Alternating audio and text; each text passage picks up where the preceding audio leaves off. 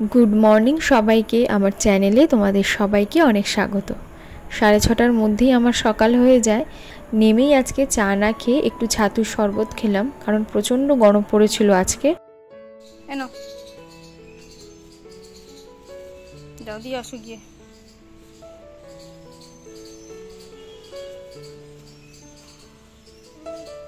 দাও দাও, সামনে যাও যাও, কিচ্ছু হবে না, পড়বে না, যাও আস্তে আস্তে যাও।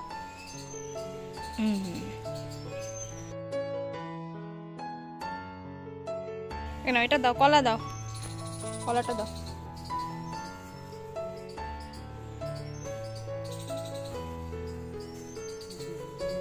আসো চলো। তারপরে আজকে মাম্মাও অনেকটা সকাল সকালই উঠে গেছিলো। এই যে ওনাকে ও একটুখানি মুড়ি আর কলা দিচ্ছে। উনি প্রায় এখানে আসে, আমাদের গাছের কলা সবসময় ঘরে থাকেই, তো আসলে পরেই বাবা ওনাকে কলা দেয়। তো সেই জন্য উনি একটু কলা আর মুড়ি খেতে এখানে প্রায় দিনই আসে। তো মাম্মাও আজকে উঠে গেছিলো, তো ভাবলাম ওকে দিয়েই আজকে দেওয়াই।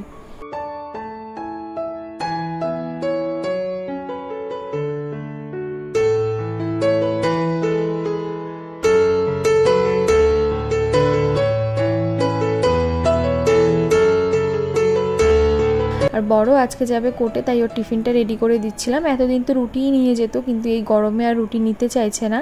ভাতটা নিচ্ছে, তাও তরকারি নিতে চাইছে না।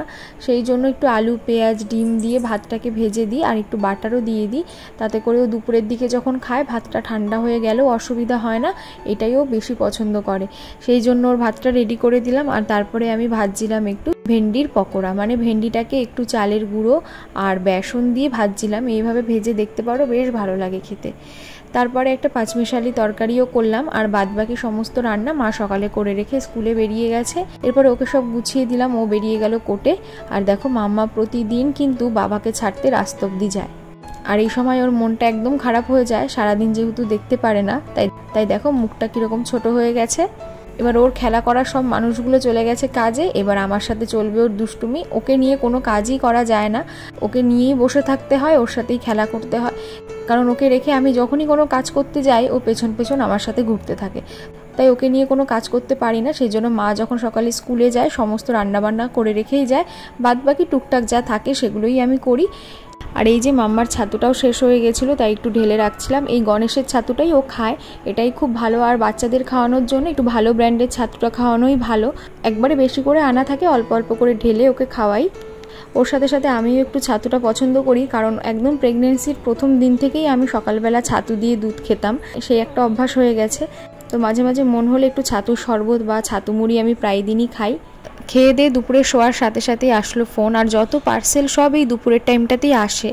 বেশ কিছুদিন আগে আমি ফেসবুক লাইভ দেখে কয়েকটা কুর্তি অর্ডার করেছিলাম, মানে একদম যেগুলো গরমে পরার জন্য একদম নরম সুতির, সেই ধরনের কিছু কুর্তি অর্ডার করেছিলাম। যেটা 7 দিনের মধ্যে চলে আসার কথা, সেটা প্রায় 20 দিন হতে গেল, এতদিন পরে এগুলো এসছে। যাই হোক, এখানে 4টে কুর্তি আমি অর্ডার করেছিলাম একদম সুতির, তো সেগুলোই এসছে। মোটামুটি ভালোই এসছে কুর্তিগুলো, আর একদম রিজনেবল প্রাইসের মধ্যে ছিল বলে ভাবলাম কটা নিয়েই নিই।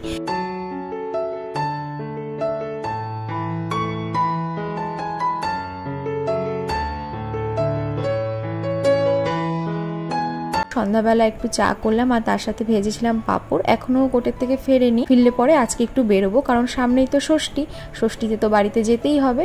সেই জন্য মা বাবার জন্য জামা কাপড় কিনতে যাব। তাই ভাবলাম ও আস্তে আস্তে বাসনপত্রটা ধুয়ে একবারে পুজোটা দিয়ে নিই, আসলে রেডি হয়ে বেরিয়ে যাব।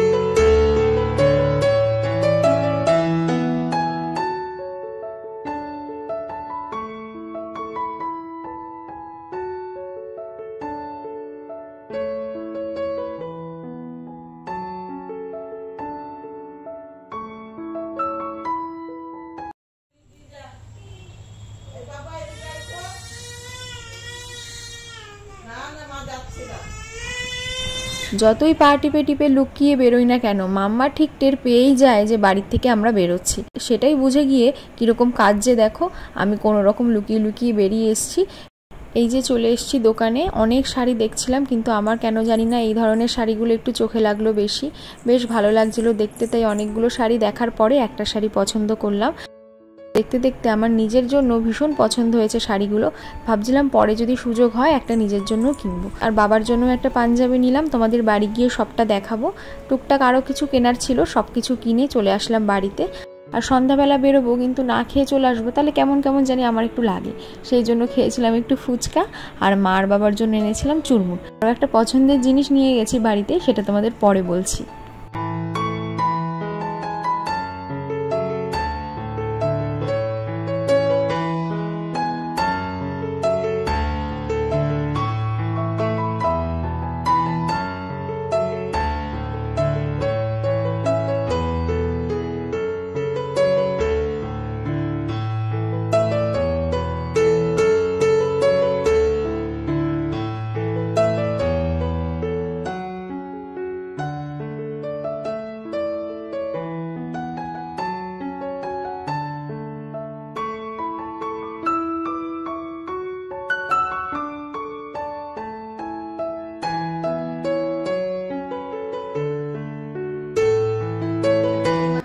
বাড়িতে এসে একদম ঘেমে জল হয়ে গেছি, তাও ভাবলাম সবকিছু আগে তোমাদের সাথে একটু শেয়ার করি।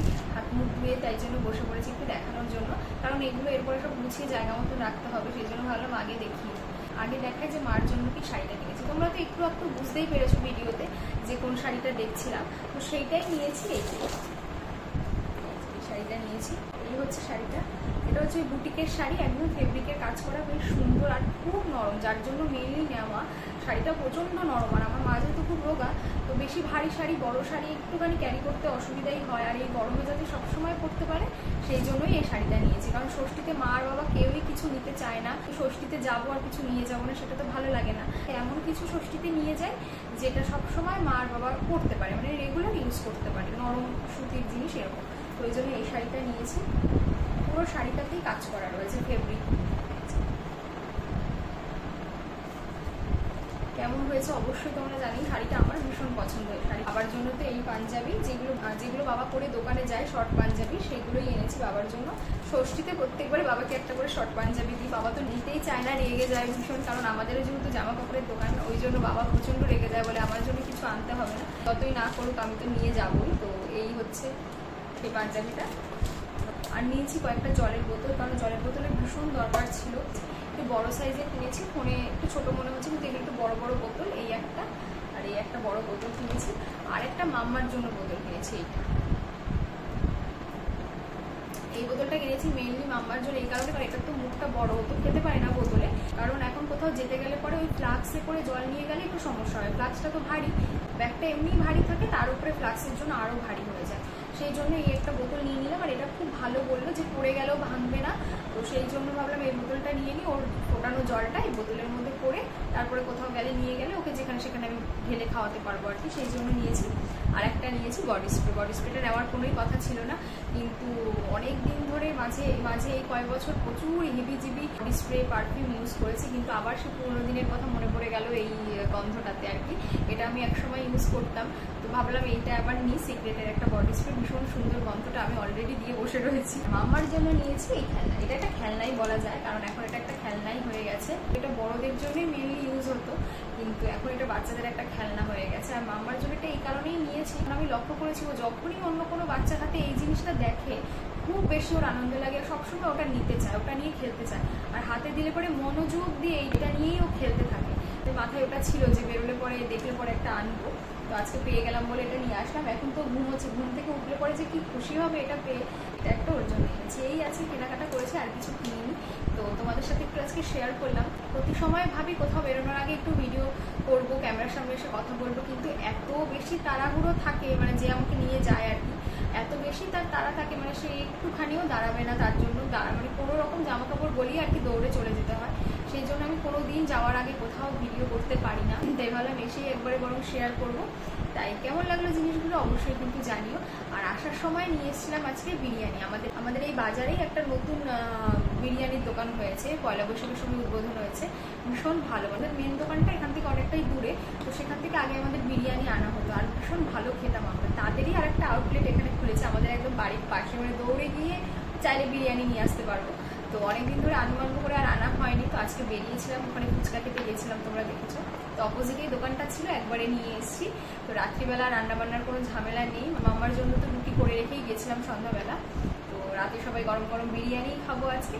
তো চলো পরে আবার তোমাদের সাথে দেখা হচ্ছে, এখন তাড়াতাড়ি ফ্রেশ হয়ে। মামা উঠে উপরে চলে এসছে ঘুম থেকে। ঘুমো হলো? হলো? তুমি কাঁদছিলে? ঘুম হয়নি? একটা জিনিস দেখো, এই দেখো, এই এটা কি? এটা কি? হ্যাঁ, ওটা দাও। এটা লাগবে না? ওটা আচ্ছা না, দেখো অমনি বসে গেছে এগুলো নিয়ে খেলতে। ও এই জিনিসটা ভীষণ পছন্দ করে। এটা কি মা? এটা কি গো?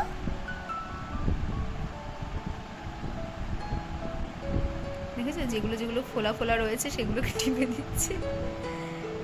এবার উল্টে দাও, উল্টে দাও, ওইদিকে, ওই দিকটা উল্টে দাও।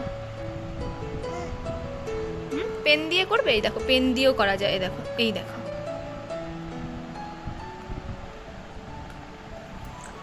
করো, পেন দিয়ে করো। হ্যাঁ,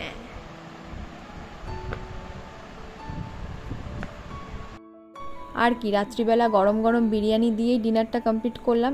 এত ভালো বিরিয়ানিটা করে, একদম হালকা, কোনো রকম ঘি মশলা বেশি দেয় না, আর উগ্র কোনো গন্ধও থাকে না, একদম ঘরে যেরকম করি সেরকমই। তো বেশ ভালোই হয়েছে। 100 টাকা দিয়ে কোথায় বলো তো ডিম আলু মাংস দিয়ে বিরিয়ানি পাওয়া যায়। ভালোই হয়েছে দোকানটা হয়ে, যখনই মন চাইবে টুক করে গিয়ে বিরিয়ানি কিনে আনতে পারবো। তো চলো আজকের ভিডিওটা তাহলে এখানেই শেষ করি। কেমন লাগলো ভিডিওটা অবশ্যই কিন্তু জানিও, ভালো লাগলে একটা লাইক করো, আর আমার চ্যানেলের ভিডিওগুলো যদি তোমাদের ভালো লেগে থাকে অবশ্যই আমার চ্যানেলটাকেও সাবস্ক্রাইব করো। তাহলে চলো আজকের মতন টাটা, আবার পরের ভিডিওতে দেখা হবে। সবাই ভালো থেকো, সুস্থ থেকো। Thank you.